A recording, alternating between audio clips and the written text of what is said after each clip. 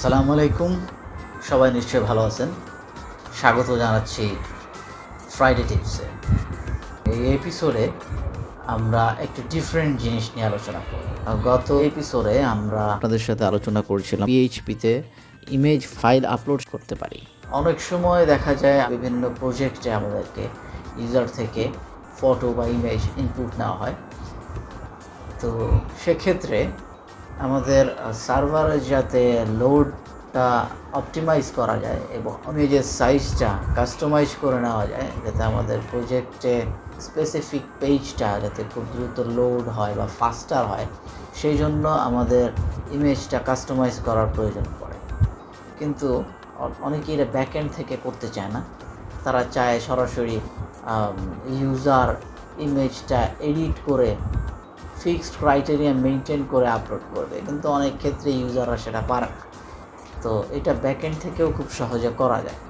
For example, আমাদের সরকারি বিভিন্ন অনলাইন চাকরির যে ওয়েবসাইটগুলো আছে, সেখানে দেখা যায় যে একটা লিমিটেশনস দেওয়া থাকে যে এই ইমেজটা 300 কিলোবাইটের মতো হতে হবে এবং একটা রেজুলেশনও দেওয়া থাকে যে এই রেজুলেশনের বাইরে ইমেজটা হওয়া যাবে না। তো অনেক ইউজাররা আছে যারা এই জিনিসগুলো কীভাবে করে এই জিনিসটা জানে না, তো তখন তারা অ্যাপ্লিকেশন করতে পারে না। তখন তাদের যে একটা হ্যাসেল হয়, যে দেখা যায় দোকানে নিয়ে যেতে হয়, গিয়ে সেখান থেকে ইমেজ এডিট করে তারপরে সেটা সাবমিট করতে হয়। তো এইটা যদি ব্যাকএন্ড ডেভেলপারদের জানা থাকতো যে কীভাবে ইউজার যেই ধরনের ফাইল ইনপুট দিক, ইমেজ ফাইল ইনপুট দিক না কেন, সেই ইনপুটটাকে আমি কাস্টমাইজ করে আমার মন মতন সাইজ করে নিতে পারি, অথবা কম্প্রেসড করে আমার ইমেজটাকে আমি ছোট করে নিয়ে আসতে পারি যাতে আমার সার্ভারে কম স্পেস খায়। তো এই জিনিসটাই আজকে আমি আপনাদেরকে দেখাবো যে খুব সহজে আপনারা কীভাবে করতে পারেন। আমরা এইটা করার জন্য দুটো PHP ফাংশন ইউজ করব, তবে আপনারা যে কোনো প্রজেক্টেই এই ফাংশন দুটো ইউজ করতে পারবেন খুব সহজেই, শুধু আপনাদের ফাইল পাথটা জানা থাকে। তো চলুন দেখি আমরা কীভাবে এটা ইমপ্লিমেন্ট করতে পারি। তো ইমেজ রিসাইজ এবং কম্প্রেস করা শেখার জন্য আমরা গতবারের প্রজেক্টটা ইউজ করব। যারা গত এপিসোডটা দেখেননি তারা ওখান থেকে দেখে নেবেন। তো এই ছিল আমাদের গত এপিসোডের প্রজেক্টটা, যেখানে আমরা একটা ইমেজ সিলেক্ট করে দিতাম এবং সেটা প্রিভিউ করতো এবং আপলোড দিলে আমাদের নামক একটা ফোল্ডারের ভিতরে চলে যেত। তো সেই ফোল্ডারটা ছিল আপলোডসের ভিতরে। এখন আমরা চাচ্ছি এই প্রজেক্টে এই ফোল্ডারের ভিতরে যেটা ইমেজটা আছে সেটা থাকবে, কিন্তু নতুন একটা ইমেজ রিসাইজ করে একটা ফোল্ডার রাখবো এবং কম্প্রেস করে একটা ফোল্ডার রাখবো। এই জন্য আমরা দুটো নতুন ফোল্ডার খুলি, একটা নাম দিই রিসাইজড এবং আরেকটার নাম দিই হচ্ছে গিয়ে কম্প্রেসড। তো আমরা চাচ্ছি যখন কম্প্রেসড ফাংশনটা অ্যাপ্লাই করব এইখানে সেভ হবে, এবং রিসাইজ ফাংশনটা অ্যাপ্লাই করব তখন রিসাইজে সেভ হবে।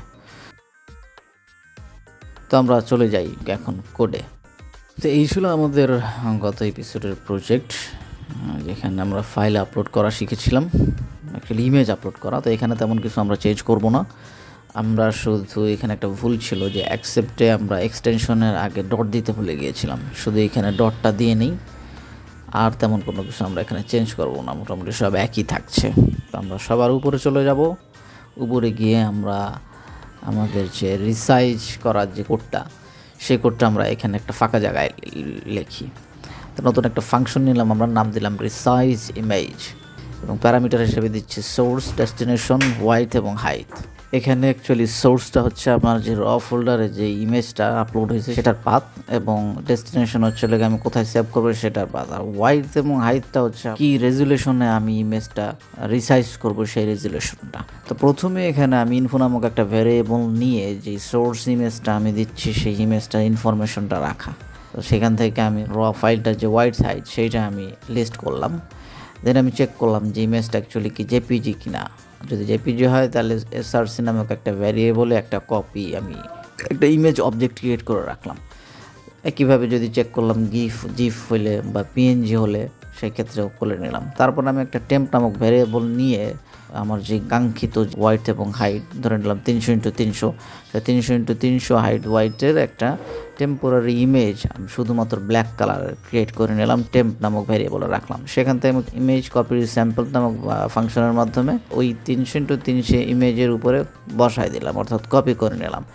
তাহলে এখন আমার টেম্পোরারি ভ্যারিয়েবলের ভিতরে একটা 300x300 ইমেজের একটা কপি আছে, সেটাকে আমি চেক করলাম যে সেটা কি জেপিজি কিনা বা হচ্ছে টাইপটা কি, সেটা চেক করে আমি আমার যে ডেস্টিনেশন যে ফোল্ডার যেখানে আমি রাখবো সেইখানে আমি সেভ করে নিলাম। তো এখন আমি ফাংশনটা কিভাবে ডিক্লেয়ার করা যায় সেটা দেখি। তবে তার আগে আমি আমাদের পাথটা ঠিক করে নিই। এখানে আপলোড ডাইরেক্টরি 1 যেটা আছে সেখানে আমার upload/র দেওয়া আছে। আমি চাচ্ছি যে নতুন যেই রিসাইজ ইমেজটা, সেটা ওই যে নতুন যে ফোল্ডারটা ক্রিয়েট করলাম রিসাইজ, সেটা হোক, সেটার নাম দিলাম আমি আপলোড ডাইরেক্টরি 2, এবং একইভাবে আপলোড ডাইরেক্টরি 3 নাম দিলাম আমি কম্প্রেসড। তো আমার কাছে এখন 3টা ফোল্ডারে আছে। একটা হচ্ছে আমার সোর্স, যেটা রিসাইজড করলে আমি ডাইরেক্টরি 2তে রাখবো, এবং কম্প্রেসড করলে আমি ডাইরেক্টরি 3তে রাখবো। তা আমার ঠিক আপলোডটা হয়েছিল যেই জায়গাটাতে আমি রিনেম করেছিলাম, এইখানটাতে গিয়ে আমি এই ফাংশনটা কল করব। তো আমি এখানে কল করলাম রিসাইজ ইমেজ, আমি সোর্স দিব, ডেস্টিনেশন দেব, এবং কত সাইজে রিসাইজ করতেছি সেটা হাইট ওয়াইট দিয়ে দেবো। তো এখানে আমার রিসাইজ ইমেজের সোর্সটা হবে যেখানে আমি আপলোড করছি সেই পাথটা কি, পাথটা হচ্ছে আপলোড ডাইরেক্টরি 1, এবং ফাইলটার নেম হবে হচ্ছে f1। তো ডট দিয়ে আমরা মানে অ্যাকচুয়ালি কনক্যাট করে আমরা এটা লিখে দিলে আমার পাথটা পেয়ে যাবে। একইভাবে আমরা সেম নামেই, অর্থাৎ সেম ফাইলের নামেই ডেস্টিনেশনে আর একটা ফাইল সেভ করব। ডেস্টিনেশন হবে কোথায়, রিসাইজড, upload/resize, তাহলে আপলোড ডাইরেক্টরি 2তে সেটা আছে। তা আপলোড ডাইরেক্টরি 2 ডট ওই f1 দিলেই হবে, যেহেতু আমরা ফাইলের নাম চেঞ্জ করব না, ফাইলের নাম সেম থাকবে, শুধু ডিরেক্টরিটা চেঞ্জ হয়ে যাচ্ছে। এবং ওয়াইড হাইটে আমরা স্যাম্পল হিসেবে ধরে নিলাম 300x300, অর্থাৎ ইউজার যেই ইমেজ আপলোডই দিক না কেন আমার 300x300 ইমেজ একটা রিসাইজ ফোল্ডারে চলে যাবে। তো এখন আমরা দ্বিতীয় ফাংশনটা ক্রিয়েট করি, নাম দিলাম কম্প্রেস ইমেজ। এটার ভিতরে থাকতেছে সোর্স, ডেস্টিনেশন আর কোয়ালিটি। এখানে হাইড ওয়াইটের ব্যাপার নাই, এখানে শুধু কোয়ালিটি আসতেছে। সোর্স আগের মতনই সোর্স, যা ডেস্টিনেশন তা, আর কোয়ালিটিটা হচ্ছে একটা কোয়ালিটি ফ্যাক্টর। আগের মতন ইমেজের টাইপ ক্যালকুলেট করে আমরা একটা টেম্পোরারি ইমেজ নামক ভ্যারিয়েবল রাখতেছি, এবং সেইটাকে আবার পরবর্তীতে টাইপ চেক করে আমি ডেস্টিনেশনে সেভ করতেছি কোয়ালিটি ফ্যাক্টরটা ফাংশনের ভিতর দিয়ে পাস করে। এবং কোয়ালিটি ফ্যাক্টরের কয়েকটা লেভেল আছে, সেটা হচ্ছে যদি 0 হয় তাহলে নো কম্প্রেশন, মানে কোনো কম্প্রেস করবে না, সে যা ইমেজ ছিল সেটা সেইভাবে সেভ করে দেবে। 1 হলে বেস্ট স্পিড, মানে তাড়াতাড়ি সেভ হবে বাট কম কম্প্রেস করবে। এভাবে যদি 2, 3তে যাই তাহলে আরও বাড়তে থাকবে, মানে বেশি কম্প্রেসড হবে। আর যদি 9 দিই তাহলে সবচেয়ে বেশি কম্প্রেসড করবে, কিন্তু রেন্ডার হতে টাইম লাগবে। আর ডিফল্ট ভ্যালু হিসেবে -1 থাকবে, তার মানে চলে গিয়ে আমার ডিফল্ট স্ট্র্যাটেজি অ্যাপ্লাই করবে। তো আমি ফাংশনটা কল করি, রিসাইজ ইমেজের নিচে কম্প্রেস ইমেজ কল করলাম, এবং আগের মতন সোর্স হচ্ছে গিয়ে আমার ফোল্ডারে যে ফাইলটা আছে সেটা, আর ডেস্টিনেশন হচ্ছে গিয়ে আমার কম্প্রেসড, অর্থাৎ আপলোড ডাইরেক্টরি 3তে যেটা আছে সেটা। ফাইলের নাম যেহেতু আমি সেম রাখবো তাই f1 দিচ্ছি 2 ক্ষেত্রেই। আর কোয়ালিটি দিব হচ্ছে গিয়ে আমি যদি এখানে 0 দিই তাহলে হচ্ছে গিয়ে আমার কম্প্রেসড হলো না। 1 দিই যদি তাহলে আরেকটু ভালো কম্প্রেস, 2 দিলে আরও কম্প্রেসড হবে। এবং আমি যাচ্ছি সবচেয়ে হায়ার কম্প্রেসড রেটটা, যেটা 9 দিলাম। যতটুকু পারা যায় ততটুকু কম্প্রেস করবে, অর্থাৎ ফাইল সাইজটা আরও কমে আসবে। তো এখন আমরা এখানে সেভ দিয়ে এটা চেক করে দেখি, রিফ্রেশ দিলাম, এখন একটা ইমেজ সিলেক্ট করি। তবে তার আগে একবার দেখে নিই ফাইলগুলো কোন পাতে সেভ হবে। রতে আমার মেইন ফাইলটা সেভ হবে, ফোল্ডারে। কম্প্রেসটা রিসাইজ ইমেজটা সেভ হবে। সুবিধার্থে আমি একটু লার্জ ভিউ দিয়ে রাখলাম, যদি এখানে আসে তাহলে আমরা দেখতে পারবো। তাহলে এখন আমরা একটা ফাইল সিলেক্ট করি, একটা ইমেজ সিলেক্ট করলাম। এখানে আমি একটা পাসপোর্ট সাইজ ফটো সিলেক্ট করি যাতে সুবিধা হয় বুঝতে। প্রিভিউ হয়ে গেল, এখন আমরা আপলোড দিই। একটা এরর আসছে, তবে দুশ্চিন্তার কোনো কারণ নেই। এই এররটা হচ্ছে গিয়ে আমরা এখানে একটা লাইব্রেরি ইউজ করেছি। এই জিডি লাইব্রেরিটা যদি না থাকে এনেবল করা তাহলে সেক্ষেত্রে এই এররটা আসে।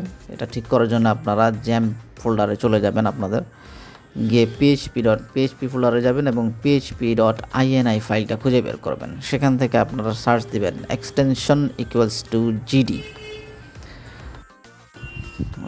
যদি এক্সটেনশন কমেন্ট করা থাকে তাহলে আপনি এই কমেন্টটা উঠাই দিয়ে সেভ করে দিবেন। তারপর আবার জ্যাম কন্ট্রোল প্যানেল থেকে অ্যাপাচিটাকে একবার রিস্টার্ট করে নেবেন। রিস্টার্ট করে নিলে আপনার জিডি লাইব্রেরি এনাবেলড হয়ে যাবে এবং তারপর আপনি জিডি লাইব্রেরিটা যখন অন হয়ে যাবে তখন আবার আপনি কাজ করতে পারবেন। তো আমরা এখন আরেকবার দেখি যে এররটা ছিল, আমরা এররটা চলে যায় কিনা। আবার সেমভাবে আমি ওই ইমেজটা সিলেক্ট করলাম এবং আপলোড দিই। এখন দেখি কি হয়। এখন আপলোড হয়েছে। তো আমাদের আর সেই জিডি লাইব্রেরির প্রবলেমটা নেই। তো দেখেন যে ফাইলের নামটা দেখাচ্ছে এবং একটা রিসাইজড ভার্সন কোথায় সেভ হয়েছে এবং কম্প্রেসড ভার্সন কোথায় সেভ হয়েছে সেটাও দেখাচ্ছে। তো চলুন দেখি আমাদের ইমেজগুলো ওখানে ঠিক মতন পৌঁছাইছে কিনা। তো এখান থেকে প্রিভিউতে দেখা যাচ্ছে। তো রর ভিতরে আমার ইমেজটা আছে। এটা হচ্ছে র ইমেজ, অর্থাৎ ইউজার যে ইমেজটা দিয়েছিল সেই ইমেজটা এখানে আছে। যে এটার সাইজ দেখেন অনেক বড়, প্রায় 2 MB মতন। আর একটা রিসাইজ ইমেজ করছি যেটা, সেটা রিসাইজ ফোল্ডার আছে সেম নামেই, কিন্তু এটার সাইজটা হবে 300x300 পিক্সেল আর 8 কিলোবাইটের মতন জায়গা খাইছে মাত্র। এটা ওপেন করে দেখি কী অবস্থা। এই যে ছোট্ট রিসাইজ ইমেজ, ওই বড় র ফাইলটার একটা রিসাইজ ইমেজ। তো কম্প্রেসডের কী অবস্থা দেখি। কম্প্রেসডের রেজলিউশন কিন্তু সেম থাকবে, তো সাইজটা দেখেন অনেক কমে আসছে, কমে 255 কিলোবাইট হয়ে গেছে। ওটা ওপেন করে দেখি যে এত বড় একটা ফাইল এত কমে আসলো কিভাবে। কোয়ালিটি কিন্তু খুব একটা কমে নাই, জাস্ট একটু ফাটা ফাটা ভাব আসছে, কিন্তু আমার যে ইমেজের পিক্সেল সেই পিক্সেলটা সেম আছে। তো এই ছিল আমাদের ইমেজ কম্প্রেশন। এটা আপনারা আপনাদের প্রজেক্টে সহজেই ইমপ্লিমেন্ট করতে পারবেন। তো এতক্ষণ দেখলেন কিভাবে সহজেই ইউজারের আপলোডকৃত ফাইলটি আপনি আপনার মন মতো কাস্টমাইজ করে নিতে পারেন এবং কম্প্রেস করে খুব ছোট ফাইল তৈরি করতে পারেন, যেটা আপনার ওয়েবসাইটে খুব তাড়াতাড়ি লোড হতে পারে। তো সবাইকে ধন্যবাদ আজকে আমার এপিসোডটি দেখার জন্য। তো আমার এপিসোডটি ভালো লাগলে লাইক কমেন্ট করে আমার সঙ্গে থাকবেন এবং অবশ্যই সাবস্ক্রাইব করতে ভুলবেন না। নেক্সট এপিসোড পর্যন্ত সবাই ভালো থাকবেন। দেখা হচ্ছে নেক্সট এপিসোড। আসসালামু আলাইকুম।